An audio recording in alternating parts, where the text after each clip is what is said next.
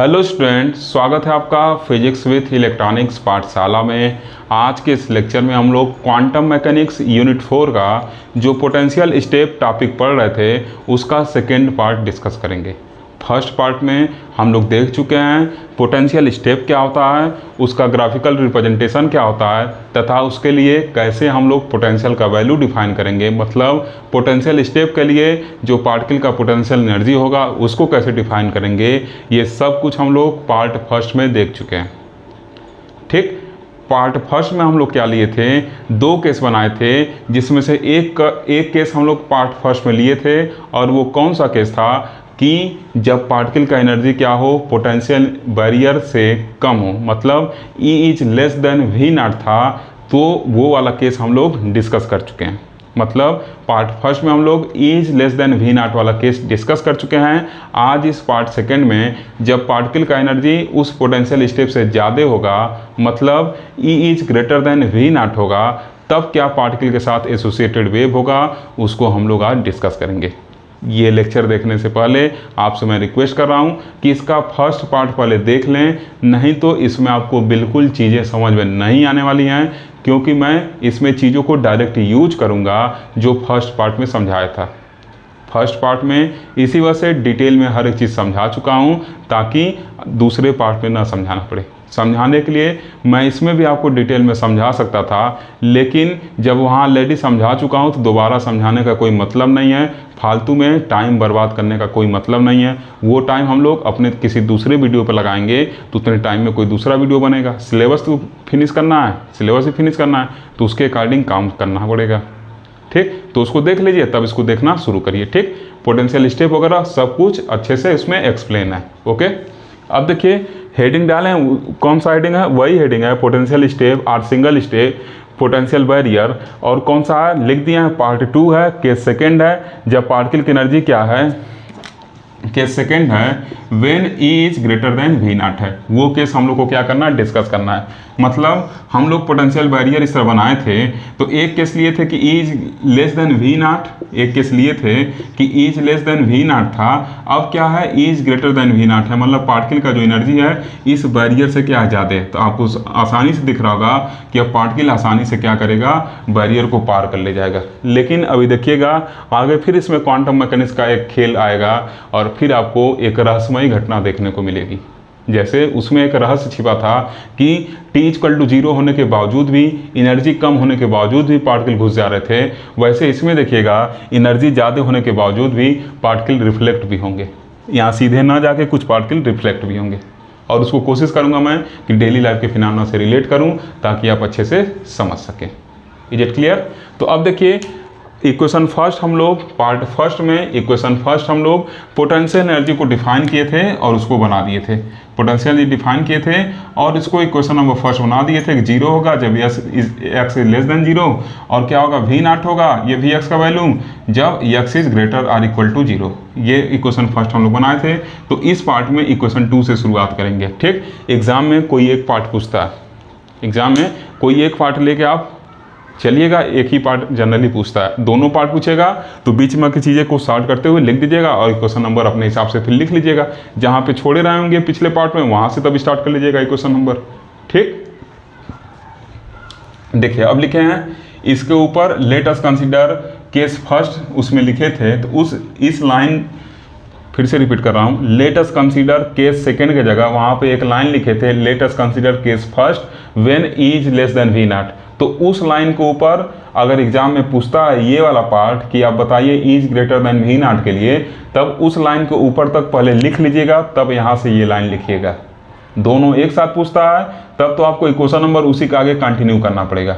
ठीक, लेकिन अगर एग्जाम में ये पार्ट पूछता है तो आपको क्या करना है, let us consider case first के ऊपर तक उसमें पूरा लिख लीजिएगा और पूरा फिगर वो बना लीजिएगा, तब जाके ये स्टार्ट करिएगा। मैं फिगर ऑलरेडी उसमें बनवा दिया हूँ, उस वक्त फिगर अलग से नहीं बनवा रहा हूँ और वो सब चीज़ें नहीं लिखवा रहा हूँ। ठीक, मैं डायरेक्ट यहाँ से कंटिन्यू कर दे रहा हूँ। क्लियर है चीज़, समझ में आया कि अगर केस सेकेंड पूछेगा तो इसके ऊपर, सॉरी पिछले सेशन में हम लोग, पिछले वीडियो में हम लोग let us consider case first when E is less than V0 लिखे थे, तो उसके ऊपर तक का हर एक लाइन लिख लीजिएगा, उस लाइन को न लिखिएगा, उसके जगह ये लाइन लिखिएगा और यहाँ से कंटिन्यू कर दीजिएगा। इतने आप समझदार हैं, मुझे विश्वास है। अब देखिए केस सेकंड लिया है, जब पार्टिकल का एनर्जी क्या है, पोटेंशियल एनर्जी मतलब पोटेंशियल स्टेप के पोटेंशियल से क्या है, ग्रेटर है। तो अब क्या होगा, अब कौन सी घटनाएं होंगी इसको डिस्कस करना है। ठीक, पोटेंशियल स्टेप से आप रूबरू हो चुके हैं पिछले लेक्चर में ही, तो कोई दिक्कत वाली बात नहीं है। अब क्या किया जाएगा, श्रोडिंगर साहब को याद किया जाएगा।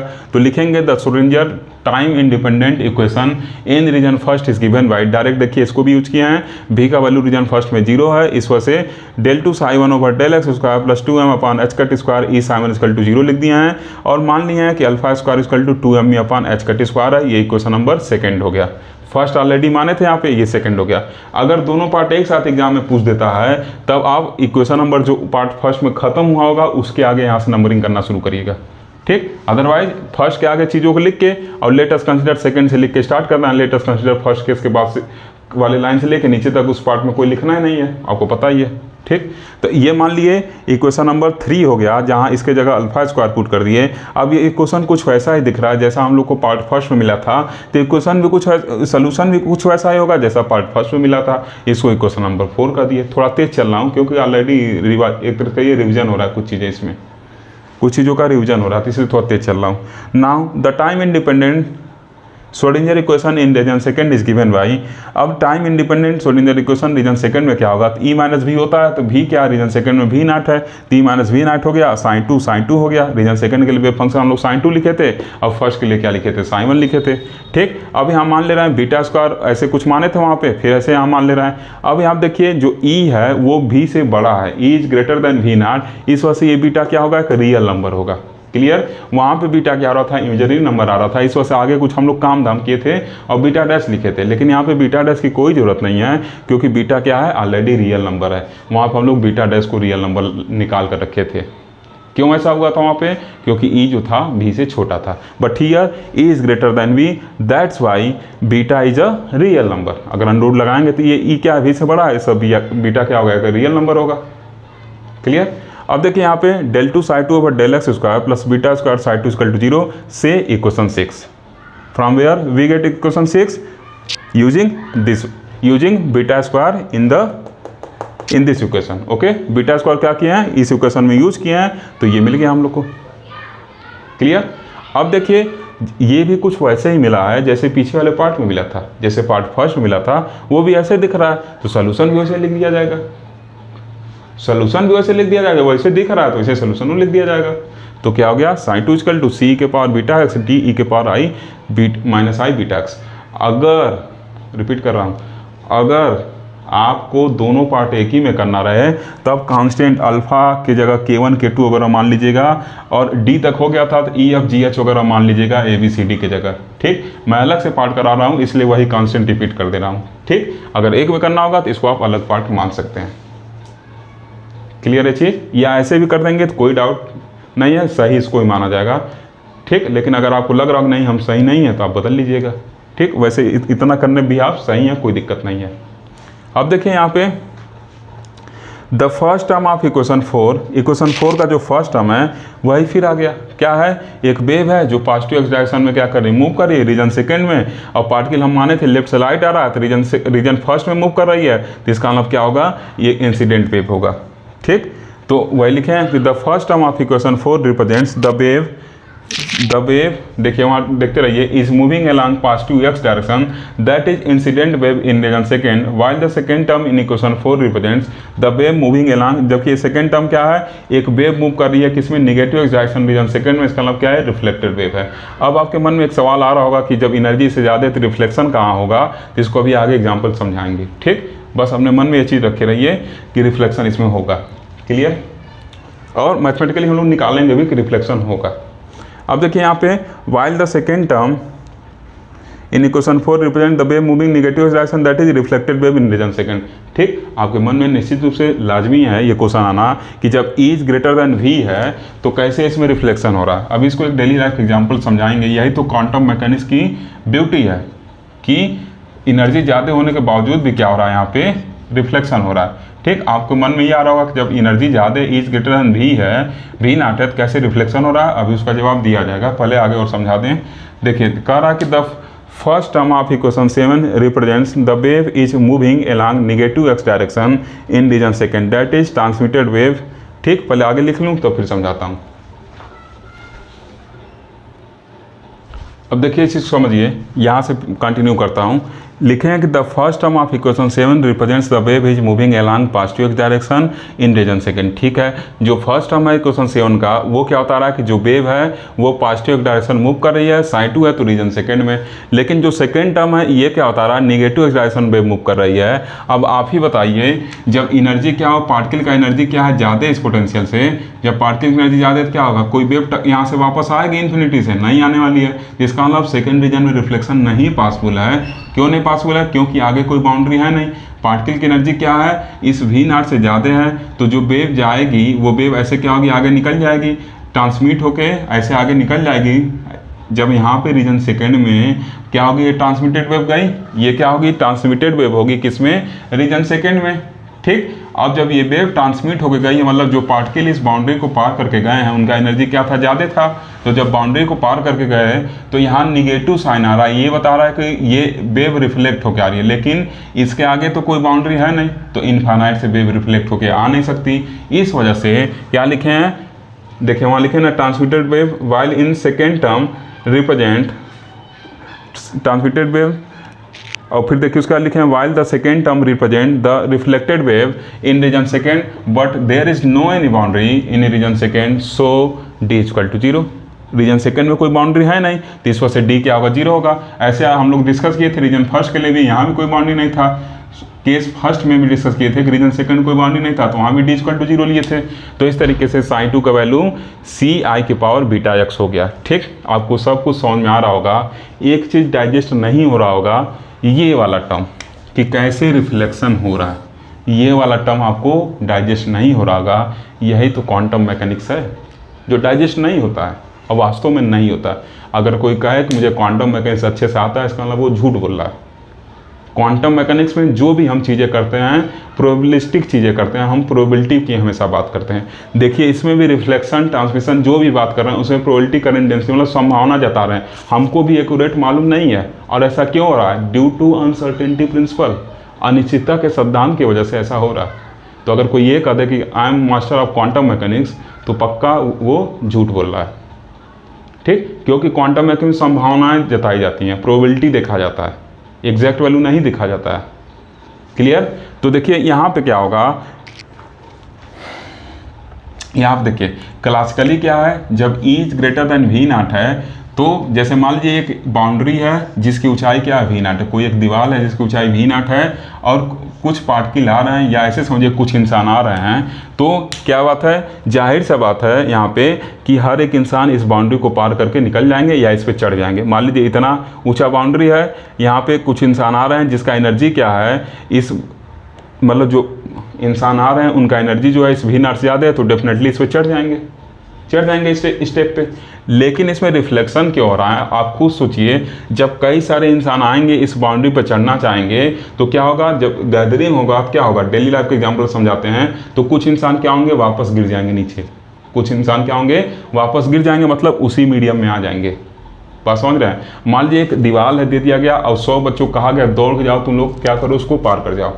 हर एक बच्चे के अंदर क्षमता है कि वो दीवार कूद जाएगा, क्योंकि उस बच्चे की एनर्जी क्या है, उस दीवार से ज़्यादा है। लेकिन आप जरूर देखिएगा ये चीज़ क्या होगा, 2-4 बच्चे जरूर गिर जाते हैं, दीवार पार नहीं कर पाते हैं। क्यों ऐसा होता है, क्योंकि जब मीडियम में क्या होगा, जब डेंसर मीडियम क्रिएट होगा, तो क्या होगा, कुछ लाइट वेव रिफ्लेक्ट हो जाती है और कुछ क्या होती है, ट्रांसमिट हो जाती है। तो वैसे यहाँ भी होगा, जब कई सारे बच्चे क्या हो रहे हैं, इकट्ठा होने दीवार पे, तो आपस में धक्का मुक्की करेंगे। कुछ बच्चे जल्दी हम पार कर जाएं, जल्दी हम पार कह दिया जाए बच्चों से कि जो जल्दी पार करेगा उसको इनाम मिलेगा। ठीक, तो औरतें सब दौड़ेंगे, आपस में धक्का मुक्की करेंगे, दीवार पार करने की कोशिश करेंगे, तो उसी चक्कर में 2-4 बच्चे इधर ही गिर जाएंगे, दीवार पार ही नहीं कर पाएंगे। वही क्या है, रिफ्लेक्शन है। हर एक बच्चे के अंदर क्षमता था कि वो दीवार पार कर सकते थे, लेकिन जब गैदरिंग हुआ, डेंसर मीडियम हुआ, तो क्या हो गए, कुछ बच्चे रिफ्लेक्ट हो गए और कुछ क्या हो गए, ट्रांसमिट हो गए। क्लियर है चीज़। वैसे ये क्या है, वेव है, लाइट वेव होती है।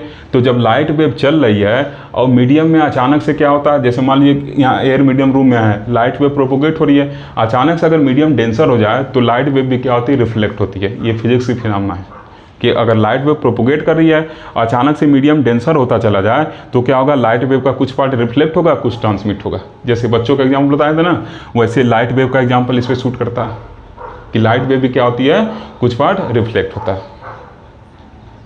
क्लियर है चीज़? क्लियर? आई थिंक आप समझ गए होंगे इस एग्जाम्पल से। इस वजह से क्या होता है, इसमें एनर्जी ज़्यादा होने के बावजूद भी क्या होता है, रिफ्लेक्शन होता है। आगे फिर हम लोग को एक ऐसा केस डिस्कस करना है स्क्वायर वेल पोटेंशियल में, तो वहाँ पे फिर मैं इसको डिस्कस करूँगा। ठीक, आगे हम लोग को स्क्वायर पोटेंशियल बैरियर वगैरह डिस्कस करना है, तो वहाँ पे फिर ये रिफ्लेक्शन और जो ट्रांसमिशन फर्स्ट केस में हो रहा था उसको अच्छे से एग्जाम्पल के साथ डिस्कस करूँगा। ठीक, फिजिक्स के एग्जाम्पल के साथ कि फिजिक्स में वो कौन सी फिनोमेना होती है। क्लियर है चीज? यहाँ पे क्या है, जब लाइट प्रोपोगेट करी तो अचानक से डेंसर मीडियम आएगा तो कुछ पार्ट रिफ्लेक्ट होगा एनर्जी ज़्यादा होने के बावजूद भी, और कुछ पार्ट क्या होगा, ट्रांसमिट हो जाएगा। जैसे 100 बच्चे हैं, बाउंड्री पार करना है, जल्दबाजी चक्कर में 2-4 बच्चे गिर जाएंगे और जो बच्चे होंगे उसको पार कर सकते हैं। डेली लाइफ का बेस्ट एग्जाम्पल इसको समझने के लिए, वही जो 2-4 बच्चे गिर गए और बाकी बच्चे पार कर गए, वही क्या है, क्वांटम मैकेनिकल इफेक्ट है। इसी को लास्ट में हम लोग लिखेंगे और वेव को बना लेंगे। क्लियर है चीज़? आई थिंक समझ गए होंगे। अब देखिए क्या हो गया, अब d जब 0 हो जाएगा तो sin 2 ऐसा हो गया। ठीक, d को हम लोग 0 कर देंगे तो sin 2 ऐसा हो गया। इक्वेशन 8 मिल गया। अब इक्वेशन 8 और यहाँ पे इक्वेशन 4, इक्वेशन 8 और 4 में a b c 3 कांस्टेंट हैं। इन कांस्टेंट का वैल्यू निकाला जाएगा और हम लोग के पास एक ही अस्त्र है यहाँ पे वैल्यू निकालने का, बाउंड्री कंडीशन लगाना। बाउंड्री कंडीशन लगाया जाएगा। अब आपको देख के लग रहा होगा कि ABC तीनों एक ही तरीके के वेव देखिए मिले हुए हैं, इसका मतलब पिछले से मिलता जुलता ही वैल्यू निकालने वाला है। ठीक, तो चलिए सॉल्व करते हैं। थोड़ा तेज बताएंगे क्योंकि ऑलरेडी एक बार इसको सॉल्व कर चुके हैं।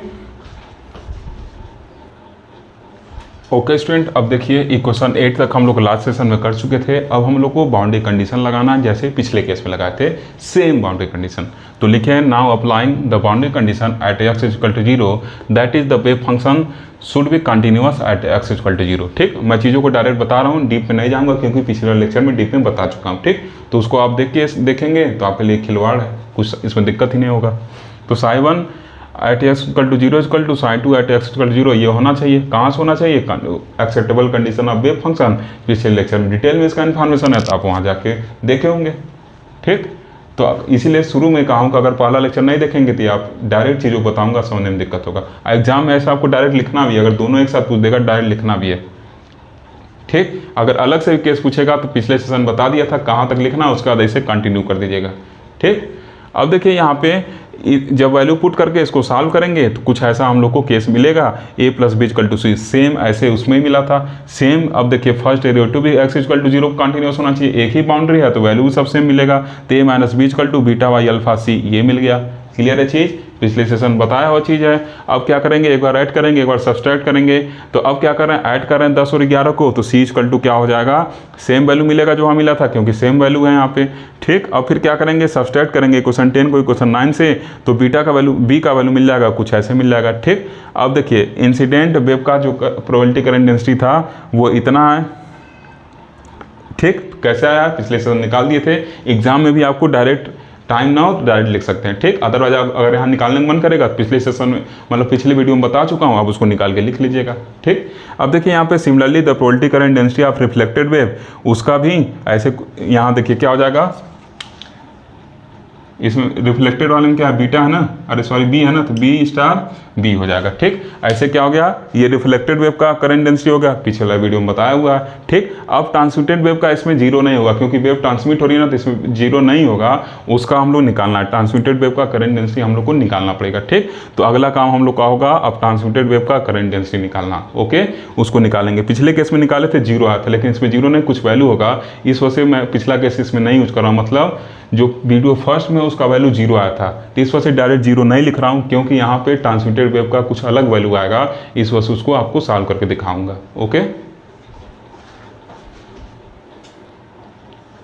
स्टूडेंट, इक्वेशन नंबर 14 तक हम लोग देख चुके थे लास्ट सेशन में। ठीक, अब देखिए हम लोग को ट्रांसमिशन के लिए क्या निकालना था, probability current density for transmitted wave के लिए निकालना था। तो अब यहाँ से क्या किए, जे ट्रांसमिटेड कर दिए। अब ट्रांसमिटेड वेव का ये फंक्शन है तो क्या होता है, probability current density minus i h cut upon 2m psi star del psi over del x minus psi del psi star over del x होता है। ठीक, तो उसको डिफ्रेंशिएट करके उसका वैल्यू क्या किए, पुट करते हुए चले गए। ठीक, उसको डिफ्रेंशिएट करके उसका वैल्यू पुट कर दिए हैं। तो यहाँ देखिए क्या हो जाएगा, साइन स्टार पहले आएगा तो सी स्टार ई के पावर माइनस आई बीटा एक्स हो गया, ये आई है तो माइनस आई हो जाएगा सी स्टार। अब फिर जब डिफ्रेंशिएट करेंगे तो क्या होगा, आई बीटा हो गया और सी ई के पावर आई बीटा एक्स हो गया। उसी तरीके से अब फिर साइन लिखते हैं, यहाँ पे पिछले केस में निकालना सिखा दिए थे, तब यहाँ सी ई के पावर आई बीटा हो गया। अब साइन स्टार का डिफ्रेंशिएशन मतलब यहाँ माइनस आई बीटा हो गया और सी स्टार ई के पावर माइनस आई बीटा एक्स हो गया। अब जब इसको आप सॉल्व करेंगे देखिए दोनों टर्म क्या हो जा रहे हैं, जीरो हो जा रहे हैं आपस में पावर, तो 1 हो जाएगा, ई के पावर 0 मतलब 1। ये और ये टर्म देखिए, अगर आप देख रहे होंगे तो ये और ये टर्म जब आपस में आप ऐड करेंगे तो ई के पावर 0 और ये भी 0 दे देंगे और ये माइनस माइनस प्लस हो गया, तो सी स्टार सी और आई बीटा बचा और इधर सी स्टार सी आई बीटा बचा। अब ये 2 टाइम्स हो गया, 2 टाइम्स हो गया, ठीक, तो 2 से 2 कैंसिल हो गया। अब आई के साथ आई जाएगा तो आई स्क्वायर -1 हो गया और माइनस पहले था तो प्लस हो जाएगा, तो इसका मतलब H cut beta upon M C star C हो गया, ठीक। ये क्वेश्चन नंबर 15। अब देखिए हम लोग अब ट्रांसमिशन कोफिशिएंट निकाल सकते हैं। तो ट्रांसमिशन कोफिशिएंट क्या है, T equal to probability current density of transmitted wave upon probability current density of incident wave. Okay, तो यहाँ से क्या हो जाएगा, प्रोबेबिलिटी करंट डेंसिटी कहाँ से निकला है, ट्रांसमिटेड वेव का 15 से निकला है, तो 15 का वैल्यू पुट कर दिए। अब इंसिडेंट का कहाँ से निकला है, 13 से निकला है, तो 13 और 15 यूज कर लिए, तो ये वैल्यू कट जाएगा, तो बीटा अपन अल्फा और माड सी का स्क्वायर और माड ए का स्क्वायर बचेगा, ठीक। ए स्टार ए मतलब माड ए स्क्वायर, जेड स्टार ए मतलब क्या, माड जेड का स्क्वायर, ठीक। अब यहाँ देखिए क्या हो जाएगा, बीटा बाई अल्फा हो गया। अब सी का वैल्यू यहाँ से पुट कर दिए, तो ये माड ए स्क्वायर अलग कर दिए हैं और 2 अल्फा अपान अल्फा प्लस बीटा का माड स्क्वायर आ रहा है। अब इसको आगे सॉल्व करेंगे और फिर रिफ्लेक्टिविटी निकालेंगे और फिर वीडियो फिनिश कर देंगे। ओके स्टूडेंट, अब देखिए यहाँ तक लास्ट सेशन में हम लोग सॉल्व किए थे।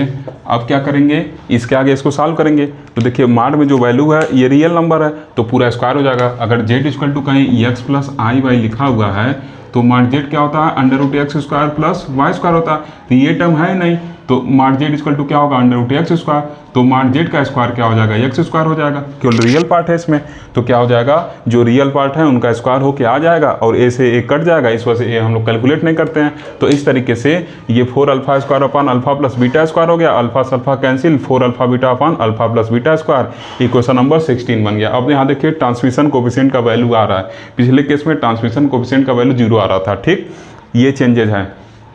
अब देखिए रिफ्लेक्शन कोफिशिएंट को कैसे निकालेंगे या रिफ्लेक्टिविटी कैसे निकालेंगे। आर इक्वल टू क्या हो जाएगा, R equal to probability current density of reflected wave upon probability current density of incident wave. नीचे चीटा सब परेशान करें, इसको थोड़ा थोड़ा नीचे देखना पड़ रहा है। Probability current density of reflected wave upon probability current density of incident wave, clear. अब यहाँ से देखिए क्या होगा, जब इसको आगे आप सॉल्व करेंगे, ओके, तो जब इसको आगे आप सॉल्व करेंगे तो कौन कौन सा इक्वेशन 13 और 14 यूज करके सॉल्व करेंगे, ये फार्मूला पिछले कैसे सब अच्छे से बता दिए थे, इस पर डायरेक्ट बता रहे हैं, ठीक। तो 13 और 14 से ये वैल्यू क्या करेंगे, पुट करेंगे, तो 13 और 14 इक्वेशन में लिखवाया था, आप देखिएगा, तो ये वैल्यू आएगा। अब यहाँ से ये वैल्यू कैंसिल हो जाएगा, तो माड बी स्क्वायर अपान माड ए स्क्वायर बचा। अब देखिए यहाँ पे हम लोग क्या करेंगे, माड बी का मतलब माड बी का वैल्यू निकालना चाह रहे हैं, तो बी का वैल्यू क्या करेंगे, इक्वेशन नंबर 12 की हेल्प से क्या करेंगे, पुट कर देंगे। तो इक्वेशन नंबर 12 की हेल्प से पुट करेंगे तो माड ए स्क्वायर हो गया और ये भी रियल पार्ट है, तो alpha minus beta upon alpha plus beta, तो इसका मतलब क्या होगा, अल्फा माइनस बीटा का होल स्क्वायर और अल्फा प्लस बीटा का होल स्क्वायर हो जाएगा। अगर Z equal to alpha plus i beta होगा तो जेड इक्वल टू क्या होता है, alpha square plus beta square होता है। लेकिन अगर जेड इक्वल टू केवल क्या है, अल्फा ही है, तो क्या हो जाएगा यहाँ पे केवल अल्फा स्क्वायर मतलब जेड इक्वल टू अल्फा हो जाएगा। इसका मतलब ये माड जेड कर रहा है ना, तो mod Z equal to alpha, इसका मतलब माड जेड स्क्वायर इक्वल टू क्या हो जाएगा, अल्फा स्क्वायर हो जाएगा। तो ये रियल नंबर बस है, तो रियल नंबर आता है बस रियल नंबर का स्क्वायर मिलेगा, तो यहाँ पे रियल नंबर क्या होंगे, स्क्वायर होके आ जाएंगे, ठीक। अब देखिए जब इन दोनों का आपस में ऐड किया जाएगा, तो जब इन दोनों को ऐड करेंगे तो दोनों टर्म लिखना है। अब इसकी बात करेंगे नेक्स्ट सेशन के अंदर, ओके।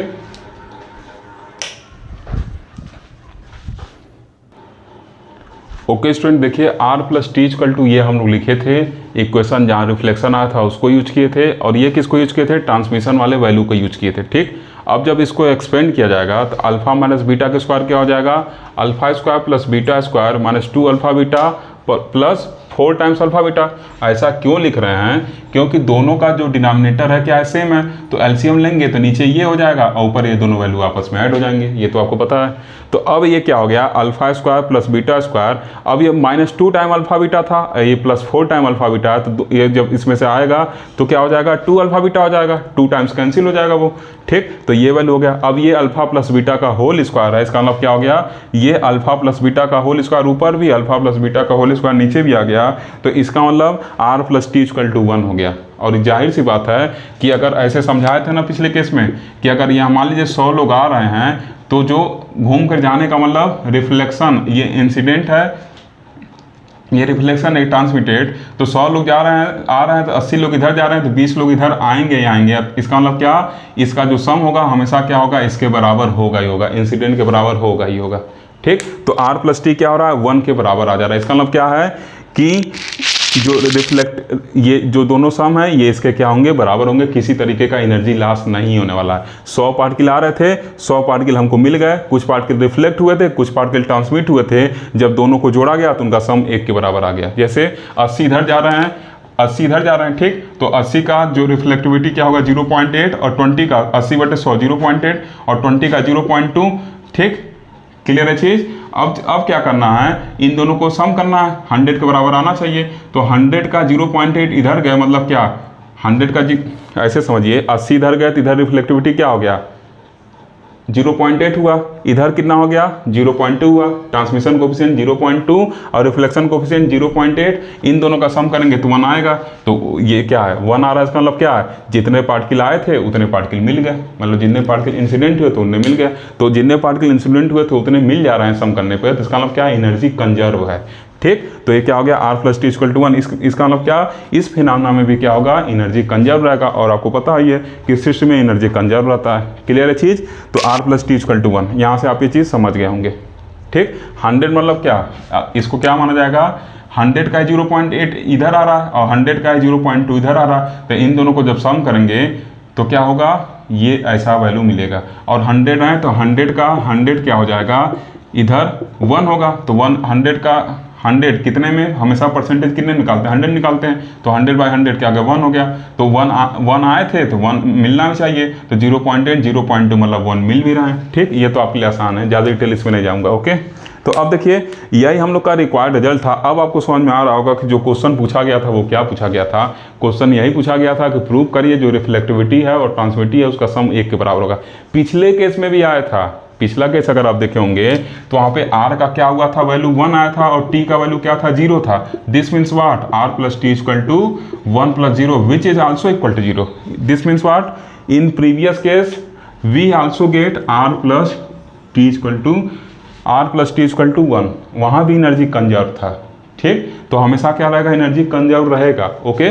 तो अब ये देखिए यहाँ से इक्वेशन 17 में हम लोग शायद r का वैल्यू पाए थे, एक बार आप चेक कर लीजिएगा कि r का वैल्यू जो दिए थे वो कौन सा इक्वेशन है, क्योंकि भूल गया मैं इरेज कर दिया यहाँ पे, ठीक। तो यहाँ से क्या लिखेंगे, from equation 17 it is clear that कि जब energy is greater then V0 है, जब पार्टिकल की एनर्जी स्टेप के हाइट से क्या है, बड़ा है, उस टाइम भी क्या हो रहा है, we get a small but finite value, we get small but finite value of r का क्या मिल रहा है हमको, स्मॉल ही लेकिन कुछ फाइनाइट वैल्यू मिल रहा है, ठीक। r का जो वैल्यू है t के वैल्यू में क्या होगा, कुछ स्मॉल होगा, ठीक। यही क्या है, r का वैल्यू है।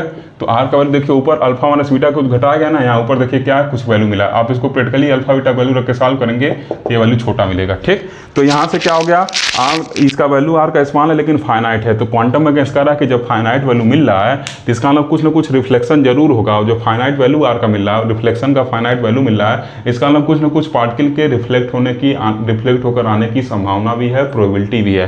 तो वही लिखे हैं, दस quantum mechanics predicts a small but finite probability of reflection from the boundary of potential step. Is it clear? Even if particle has energy greater than the height of the potential step, यहाँ तक कि particle का जो energy है वो क्या है, potential step की एनर्जी से क्या है, बड़ा है, तब भी क्या है, यहाँ पे पार्टिकल के रिफ्लेक्ट होने की संभावना है। क्लियर है चीज़? अब देखिए यही क्या है, this is purely quantum mechanical effect. यही क्या आपका प्योरली क्वांटम मैकेनिकल इफेक्ट है। यही जो इफेक्ट है प्योरली क्वांटम मैकेनिकल इफेक्ट है। क्लासिकली तो ये कहा जाएगा कि सब पार्टिकल वापस मतलब पार्टिकल वापस नहीं आएगा, सबके सब ट्रांसमिट कर जाना चाहिए, क्योंकि एनर्जी क्या है, पार्टिकल ज़्यादा है। लेकिन क्वांटम मैकेनिक्स की यही ब्यूटी है कि यहाँ पे क्वांटम मैकेनिक्स अपना रोल प्ले कर रहा है, कुछ पार्टिकल रिफ्लेक्ट हो रहे हैं, जैसे बाउंड्री वाला एग्जांपल आपको बताया था। ठीक, अब इस केस में फिगर बनाएंगे और फिर वीडियो फिनिश कर देंगे। ओके स्टूडेंट, अब देखिए कुछ ऐसा हम लोग का वेव मिलेगा। जब energy E is greater then V0 होगा तो पार्टिकल क्या करेंगे, इस बैरियर को आसानी से पार कर ले जाएंगे। इसका मतलब इनका एनर्जी लेवल जो है, ये जो एनर्जी लेवल है E, ये क्या होगा, इस V से ऊंचा होगा।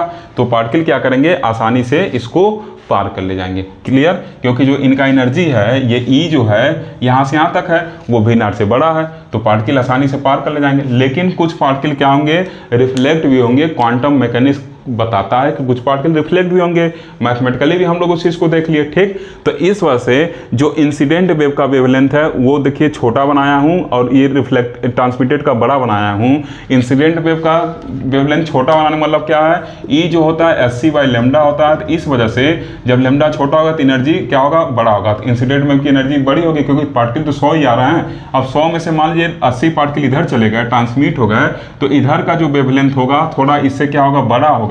वेवलेंथ बड़ा होने मतलब क्या है, ईच क्या है SC/λ, मतलब वेवलेंथ बड़ा, एनर्जी क्या होगा, छोटा होगा। मतलब इधर के पार्टिकल की एनर्जी क्या होगा, कुछ कम होगा, क्योंकि 100 में से 80 ही गए हैं। तो क्या होगा, प्रैक्टिकली रफली उस एग्जांपल ले रहा हूँ, तो क्या होगा, इसका मतलब क्या हो जाएगा, इधर का एनर्जी कुछ कम होगा तो वेवलेंथ बढ़ जाएगा। वैसे जो रिफ्लेक्टेड वेव है इसका भी एनर्जी क्या, तो ये रिफ्लेक्टेड वेव है ये क्या होगा, यहाँ से बाउंड्री से टकरा के वापस चल जाएगा। इसका भी वेवलेंथ बड़ा कर दिया, क्योंकि कुछ ही पार्टिकल है जिसका एनर्जी, इसमें क्या कुछ ही पार्टिकल रिफ्लेक्ट होना है, तो इसका मतलब इंसिडेंट वेव की अपेक्षा इसका एनर्जी छोटा होगा। तो एनर्जी छोटा मतलब वेवलेंथ क्या होगा, बड़ा होगा। इस तरीके से हम लोग पोटेंशियल स्टेप को फिनिश कर लिए। फिर से एक बार एग्जांपल रिपीट कर देता हूं।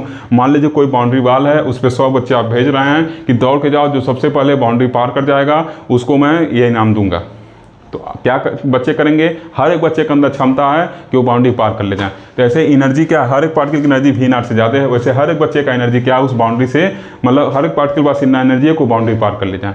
तो क्या होगा, जब 100 बच्चे एक साथ दौड़ेंगे तो जरूर 2-4 बच्चे क्या होंगे, जल्दी जब गैदरिंग होगा तो गिर जाएंगे इधर ही। ठीक, ऐसा होता है, डेली लाइफ के एग्जाम्पल बता रहे हैं। तो वो उसका मतलब रिफ्लेक्ट हो गया और बाकी क्या होगा, ट्रांसमिट हो गया। वही क्वांटम मैकेनिक्स पे भी होता है। This is the best example. Clear है चीज़, क्लियर है। अब देखिए हम लोग इस टॉपिक में पोटेंशियल स्टेप को कंप्लीटली फिनिश कर लिए। E is greater then V0 वाला केस भी और E is less than V0 वाला केस भी कंप्लीटली फिनिश कर लिए। इस तरीके से हम लोग का पोटेंशियल स्टेप फिनिश हो गया। अगर आपको वीडियो अच्छा लगा हो तो जरूर लाइक करिए, शेयर करिए वीडियो को ज़्यादा से ज़्यादा। Thank you for watching.